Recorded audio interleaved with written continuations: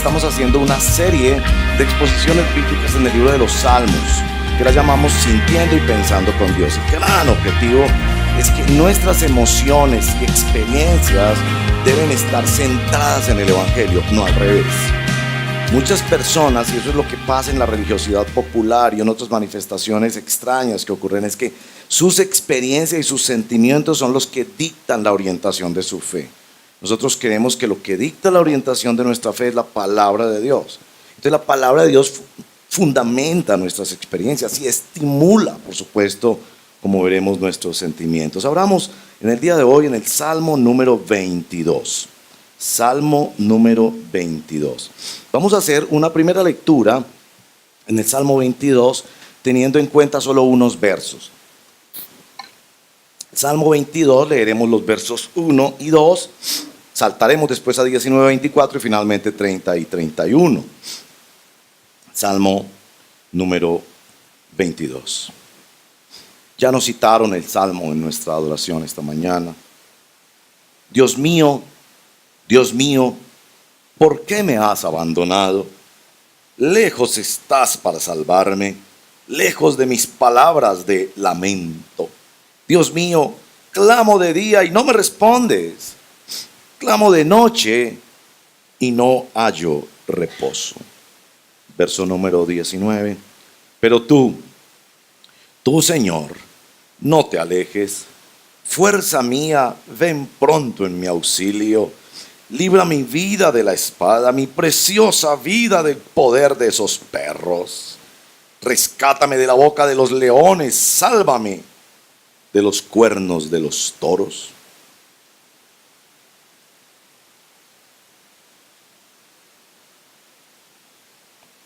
Y ahora leeremos también el verso 22 al 24. Proclamaré tu nombre a mis hermanos. En medio de la congregación te alabaré. Alaben al Señor los que le temen. Hónrenlo, descendientes de Jacob. Venérenlo, descendientes de Israel. Porque Él no desprecia, ni tiene en poco el sufrimiento del pobre, del afligido. No esconde de Él su rostro, sino que lo escucha cuando Él clama. Y ahora el verso número 30 y 31. La posteridad le servirá. Del Señor se hablará a las generaciones futuras. A un pueblo que aún no ha nacido, se le dirá que Dios hizo justicia. Esta es la palabra del Señor. Oremos. Señor, te damos muchas gracias esta mañana por el privilegio tan hermoso que nos das de juntarnos como tu iglesia local, como esta asamblea de creyentes que confesamos tu nombre, para darte gracias y honrarte a ti, Señor, para someter nuestras vidas a la espada del Rey de Reyes, que es la palabra de Dios. Guíanos, por favor, Espíritu Santo, y aplícala a nuestros corazones. Te lo pedimos en el nombre de Jesús. Amén. Como introducción, una frase de Lutero. En los comentarios de los Salmos, Lutero dijo: los Salmos nos hablan a nosotros, pero los Salmos también hablan por nosotros. Es decir, que los Salmos no solo nos revelan quién es Dios, sino que revelan qué nos está pasando por dentro, de tal forma que podemos venir al Señor Jesucristo para decir cómo nos sentimos. Porque la verdad, a veces no sabemos cómo nos sentimos. De repente tú estás triste y no sabes que estás triste. Y no sabes por qué estás triste. Entonces el Señor nos entrega hoy una modalidad dentro de otras modalidades del Nuevo Testamento, que es el Salmo de lamento. Estudiosos dicen que es la mayoría de los salmos. Y eso ya es una anotación sumamente importante para nosotros, que la mayoría de los salmos son salmos de lamento, donde el autor derrama su corazón delante del Señor, diciéndole aún cosas que a uno le sueñan un poco extrañas. Aquí está el creyente en la reunión con los hermanos de la iglesia y el uno dice: estoy sin empleo. El otro dice, estoy enfermo. Y el tercero dice, estoy abandonado por Dios. ¿Puede decir eso un creyente? Pues bien, los salmos de lamento nos dicen que está bien quejarnos delante de Dios. Que está bien lamentarnos delante del Señor. Estudié este salmo el viernes pasado con los jóvenes de la iglesia. Estos preciosos jóvenes de la iglesia que están hambrientos por saber doctrina. Una cosa que yo no había visto jamás en mi vida. Ellos pelean y hacen discusiones. Y entonces les estaba enseñando unas cosas sobre estudio bíblico. Y les dije, voy a estudiar con ustedes el salmo que voy a predicar el domingo. Entonces ellos me pidieron, bueno, yo más bien como que les sugerí, que yo voy a empezar la predicación diciendo, esta predicación viene con el patrocinio de Sin Filtros, el grupo de jóvenes del redil del estadio. Bueno, ya cumplí con la tarea de decirlo. Porque muchas de las cosas las descubrimos juntos, ¿verdad? Por ejemplo, descubrimos que este salmo tiene la forma de los salmos de lamento, que tiene 4 partes. Los salmos de lamento tienen 4 partecitas. Una invocación, ¿quién es Dios para mí? En segundo lugar, el lamento o la queja como tal, que casi siempre es la parte más voluminosa del salmo. En tercer lugar, la petición. Después de lamentarse, hace una petición. Y en cuarto lugar, los salmos de lamento, de manera sorprendente, como si fuera otro salmo, terminan en una exaltación y una adoración extraordinaria al Señor. Les voy a pedir que leamos el salmo para observar sus partes. Porque, como yo les decía, mi interés mayor es que ustedes conozcan la palabra del Señor. Yo no estoy aquí para impresionarlos con que yo soy un buen orador o hoy tan bonito que habla ese Señor. No. Mi interés es que tú generes una profunda hambre por conocer la palabra del Señor. Porque la que nunca pasará es la palabra del Señor. Este servidor pasará.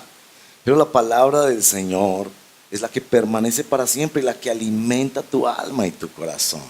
Así que quisiera leer todo el salmo con ustedes, si me permiten, observando sus partes.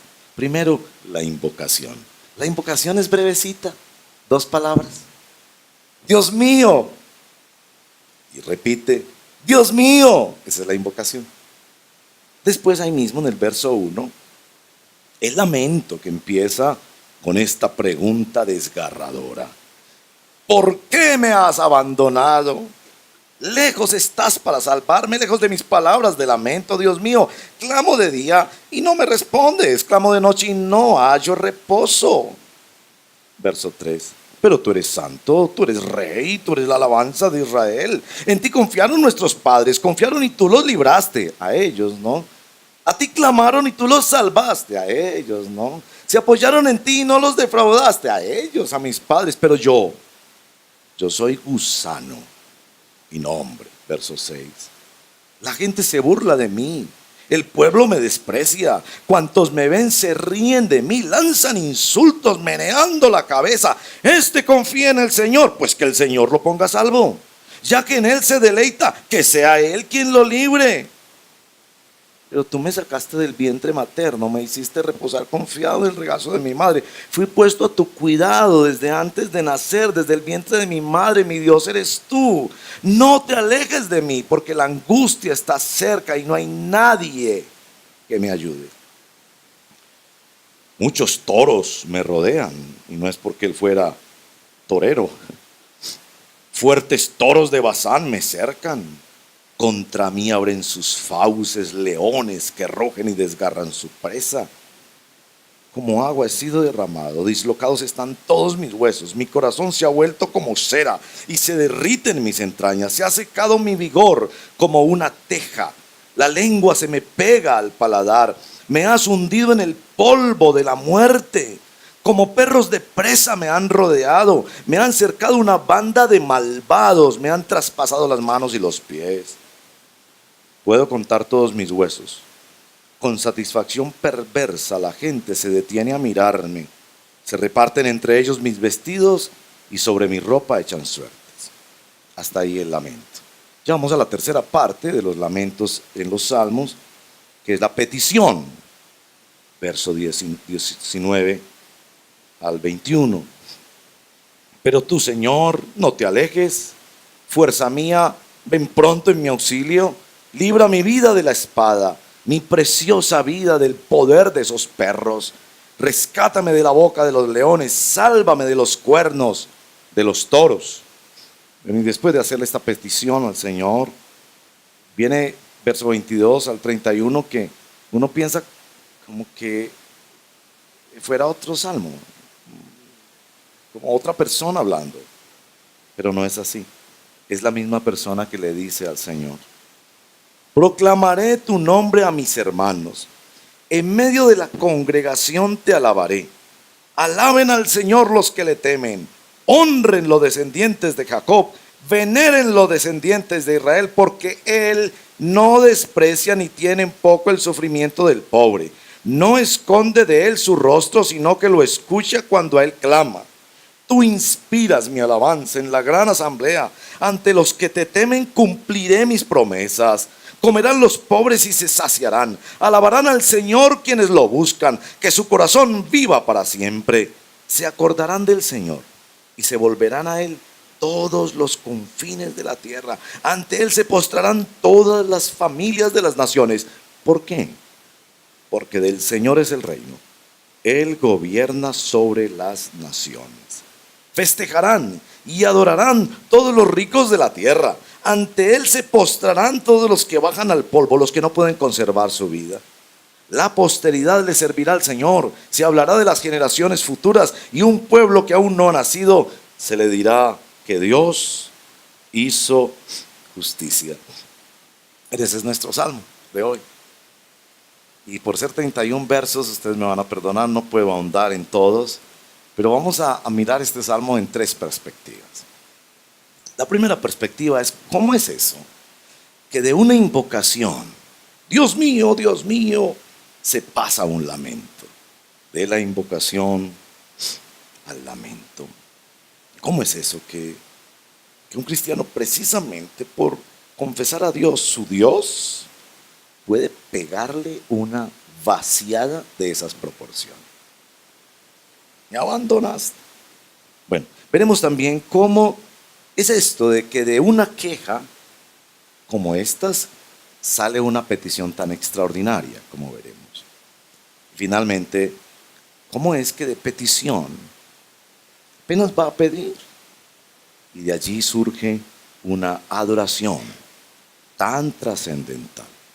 Y miraremos finalmente por qué ese salmo es citado por nuestro Señor Jesucristo en la cruz. Bueno, de la fe a la queja, de la invocación al lamento. Él resume su fe, y no la resume diciendo: tú eres un Dios o tú eres el Dios, sino tú eres mi Dios. Este hombre que se va a lamentar es un hombre que está pegado a Dios. ¿Le has dicho tú eso al Señor Jesucristo? ¿Es Él tu Dios? ¿O para ti es el Dios o un Dios que miras en cierta distancia? Este hombre está apegado a Dios, y es precisamente su fe la que le permite el reclamo. Ernesto Gabriel, le dice la señora a su esposo cuando lo llama a que se sienten en la mesa a conversar. Ernesto Gabriel, pues el nombre no es muy bueno, pero Ernesto Gabriel, bueno, son bonitos por la combinación, no es muy bueno. Ernesto Gabriel se sienta a la mesa asustado de ¿qué me irá a decir? Y su esposa, usted le pone el nombre a la esposa, empieza diciéndole: Ernesto Gabriel, hemos estado casados 30 años. He tenido tus hijos. Me he quedado en casa para que tú puedas ir a desarrollarte profesionalmente. Ernesto Gabriel, ¿por qué me tienes tan abandonada? ¿Se dan cuenta? Eso es lo que él hace aquí. Tú eres mi Dios. Tú eres mi Dios. ¿Qué es lo que pasa aquí? Tú eres mi Dios. Hay algo que no funciona. Tú eres mi Dios. Es precisamente de la relación que tiene con Dios que se puede lamentar. Hermanos y hermanas, debo decir que debemos hacer una cruzada para rescatar la queja. Yo sé que en iglesias evangélicas a ustedes les han hablado de la quejabanza. ¿Has escuchado esa palabra? Suponiendo que un cristiano no se puede quejar. Y eso se nutre de una mala teología y de un mal corazón. La mala teología dice algo así como que yo no puedo decir que estoy enfermo, porque si confieso con mi boca, en aquella teología extraña y que no es bíblica, que nuestras palabras tienen poder para cambiar la realidad, eso no es bíblico. Nuestras palabras difícilmente tienen la capacidad para automotivarnos o autoasustarnos o establecer algo, pero para nosotros, ¿cierto? Pero eso de que yo declaro que aquí va a haber un billete de 100,000, inténtalo. La única palabra creadora es la palabra de Dios. Yo no sé dónde entró eso, bueno, sé un poco cómo entró en la historia, pero cómo eso llega a las iglesias evangélicas tan fuerte. Entonces estas personas piensan, yo no puedo, le digo, lo veo bien agripado, le digo, ¿cómo estás? En victoria, y en triunfo, y en gloria. No, estás agripado. Entonces llegas donde el médico y el médico me dice, ¿por qué consulta? No, porque estoy en triunfo y en victoria. Es una mala teología, pero también un mal corazón. El mal corazón que en lugar de quejarse ante quien corresponde, sea Dios u otra persona, murmuran. Oh, sí. Porque en lugar de la queja, tenemos la murmuración. Y ahí es muy fácil, ¿no? Mire lo que dijo, mire lo que hizo. Y eso sí nos gusta mucho. En lugar de ir a la persona, y en el fondo la principal persona en nuestra vida es Dios. Necesitamos entonces la queja bien dirigida, a quien compete, con propósito, entre otras cosas. La queja es adoración. ¿Qué tal si en nuestra adoración empezamos en un espacio donde decimos, vamos a tomar un momento de silencio para lamentarnos delante de Dios? Por eso, como que el título de esta exposición es Buzón de quejas o la importancia de la quejabanza.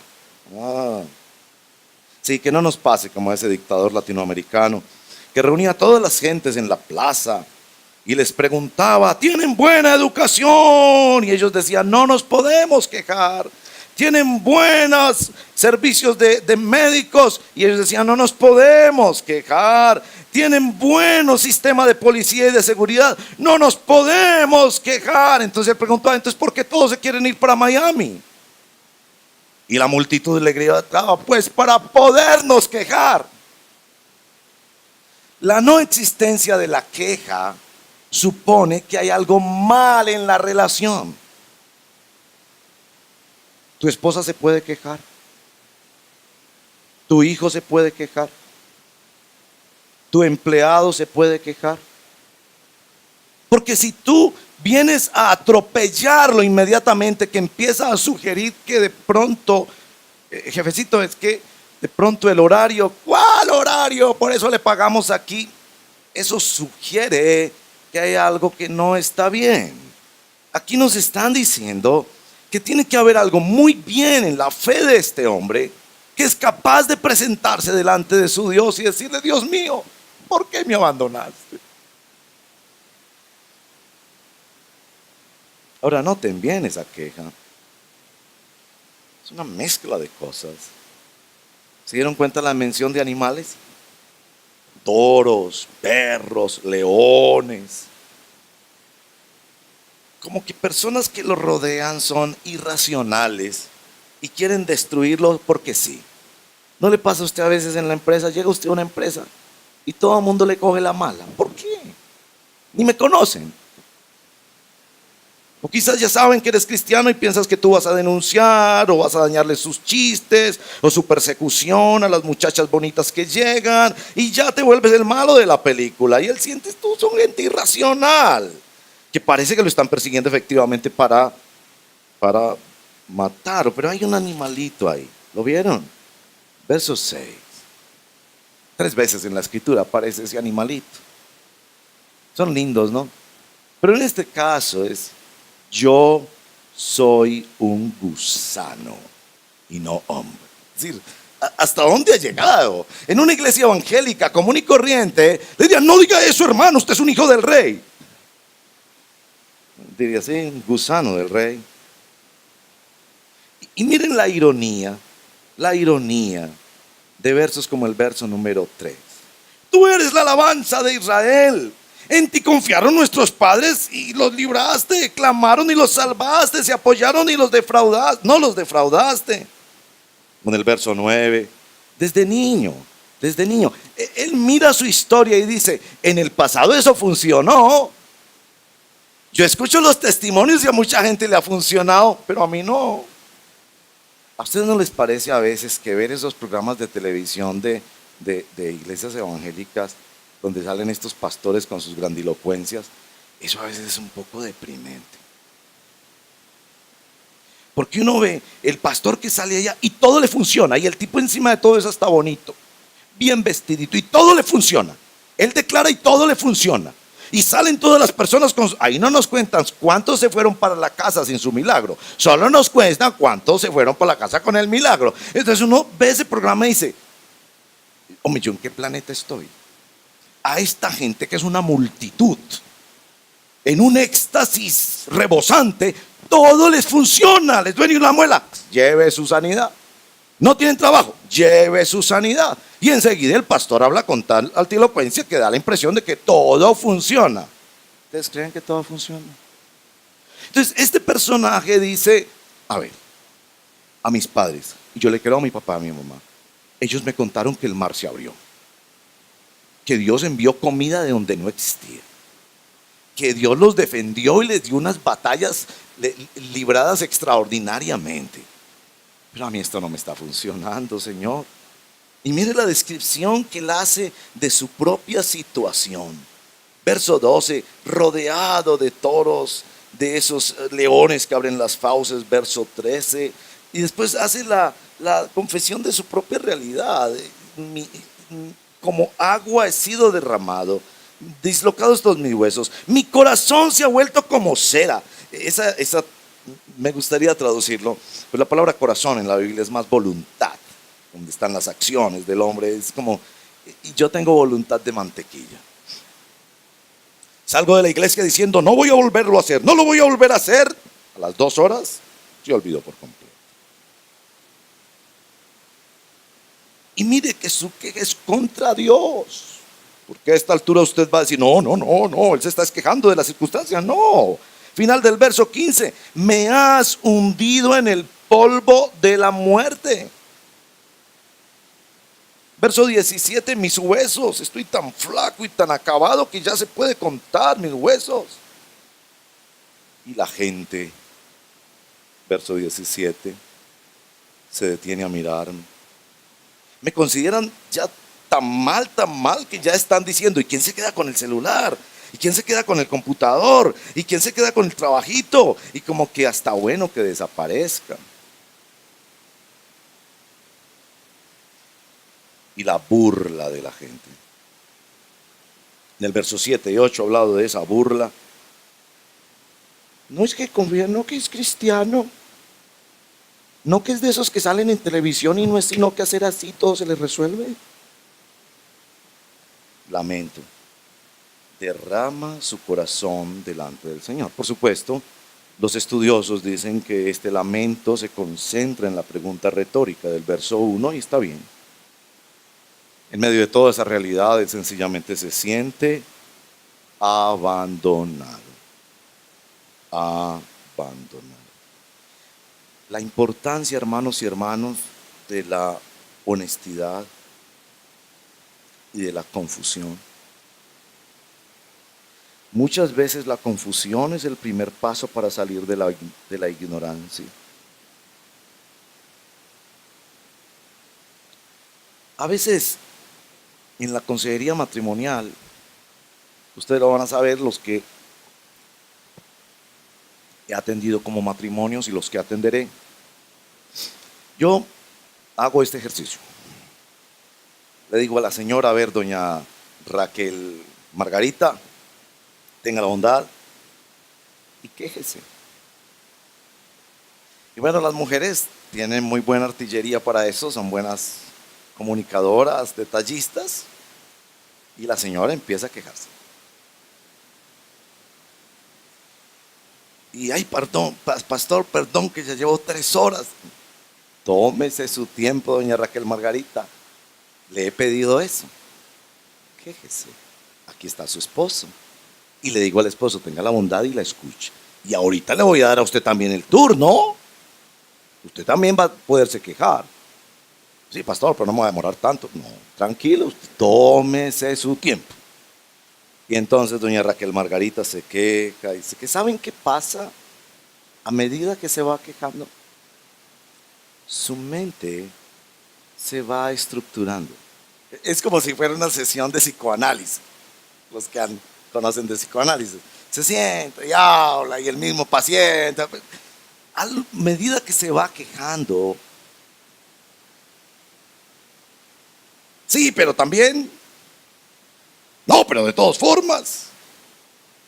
Entonces al final, cuando yo ya siento que ya está llegando como a su final, pues sí, después de que le he pedido al esposo también que se queje. Le pregunto a ambos, entonces, ¿qué es lo que tú propones? ¿Qué es lo que le propones, Raquel Margarita, a tu esposo? Y le digo al esposo, ustedes le pueden poner el nombre al esposo. ¿Qué es lo que tú le propones? Y noto que casi siempre, después de que han podido expresar todo aquello, su mente es mucho más precisa. Oh, no, lo único es que me dé un ratico siquiera cada 8 días para que conversemos. Sí, 3 horas de queja resumidas en, no, que me dé un ratico para que hablemos los dos. Y le digo al Señor, ¿qué le propongo? No, que sencillamente no me eche cantaleta a mí delante de los hijos. Que me eche la cantaleta pero en privado. Inclusive hasta me gusta, pastor, la verdad, a mí hasta me gusta que ella me eche cantar. Pero es que delante de los hijos yo siento que ahí la cosa no funciona.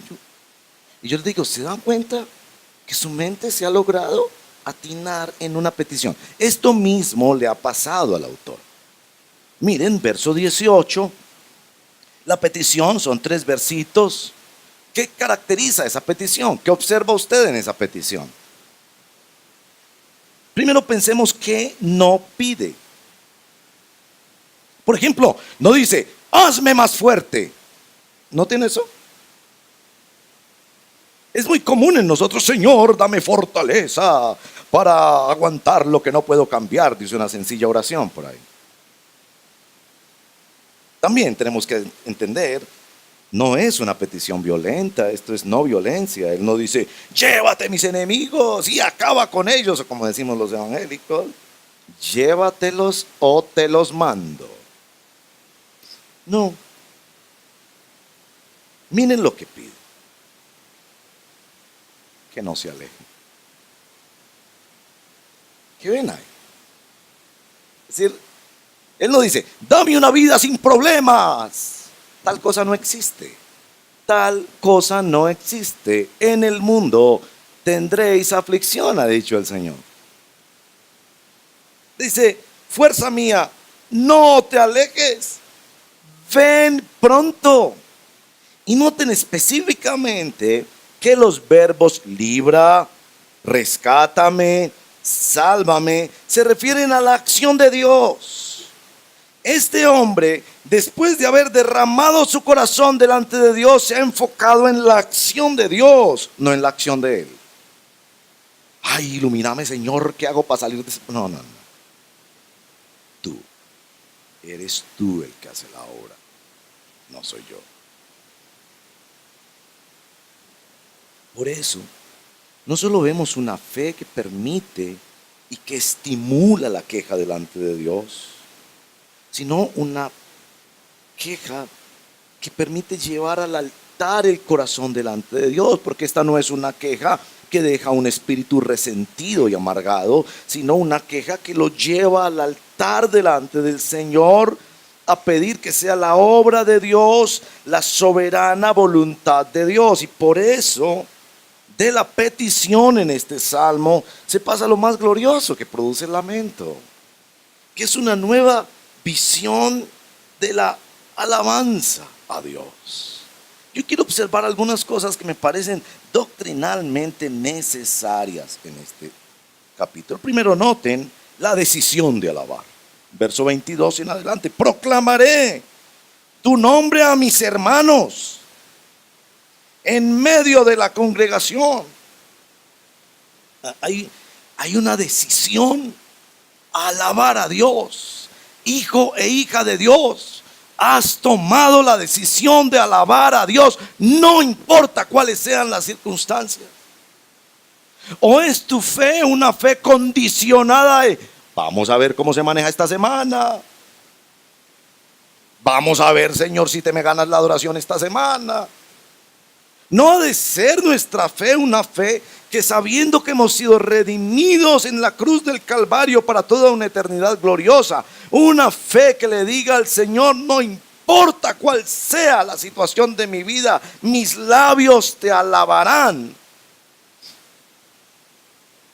En lo alto, en lo bajo, no importa cuál sea mis circunstancias. Y noten este aspecto doctrinal. Doctrina sobre la iglesia en medio de la congregación. Más específicamente, porque yo soy bautista, la doctrina de la iglesia local. En medio de la congregación te alabaré. Menciona la congregación en el verso número 22 y posteriormente en el verso número 25. Una congregación donde yo puedo estar presente, cumplir promesas y participar en esa congregación. Donde hay hombres y mujeres que me conocen, a quienes puedo rendir cuentas, a quienes puedo pedirle oración. He decidido ir a esa iglesia a adorar, así no sea una iglesia perfecta, así me hayan herido, así no hayan hecho cosas que me agradan. Es en la congregación donde el Hijo de Dios, en medio de su aflicción, trae su alabanza. El texto no dice: encenderé el computador para ver una predicación y ahí te alabaré. En medio de la congregación.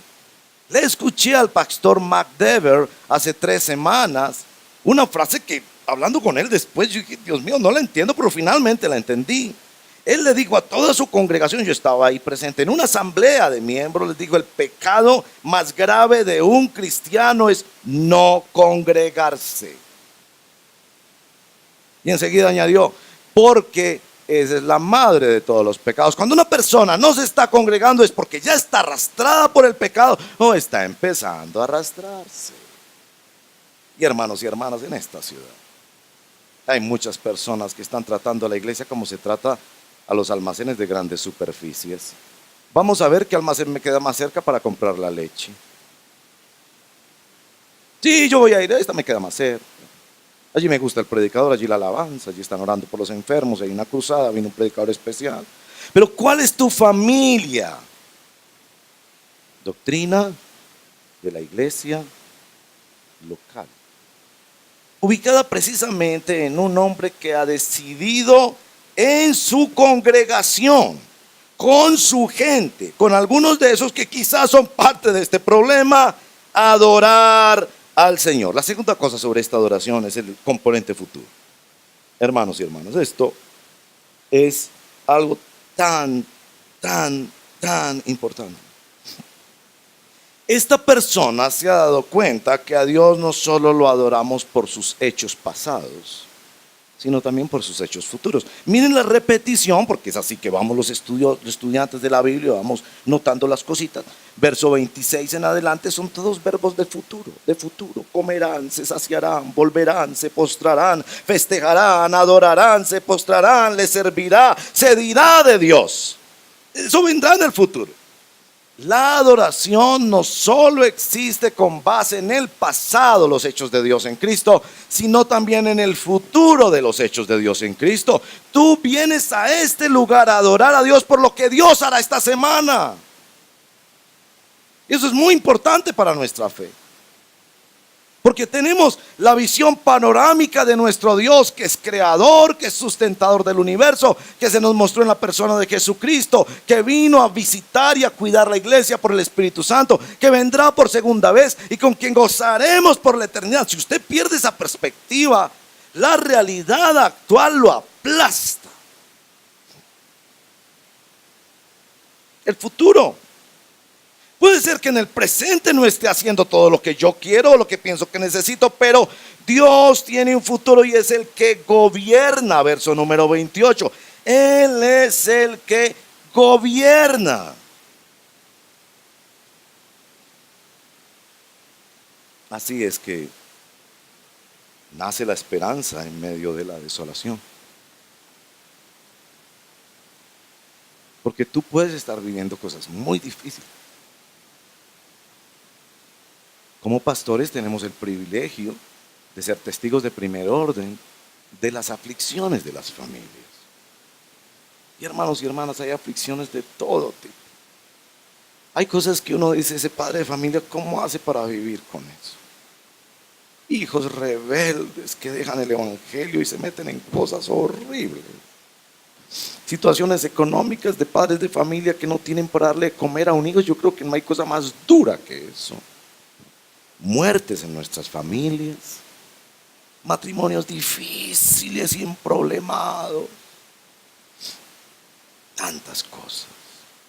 Y prendemos la televisión, dizque para descansar un momentito, dizque para relajarnos, y vienen las noticias sobre la corrupción en Colombia.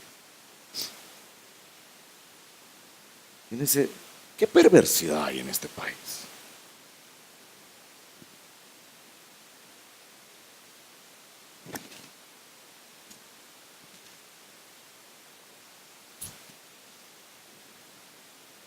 Pero ¿cómo es posible que del lamento profundo del corazón surja una petición tan contundente y tan sencilla? Ven, Señor, sálvame. Y se desate una alabanza tan extraordinaria. Bien, no sabemos David en qué momento de su vida escribió este salmo. Algunos sugieren que pudo ser en la persecución a que fue sometido durante 10 años por Saúl.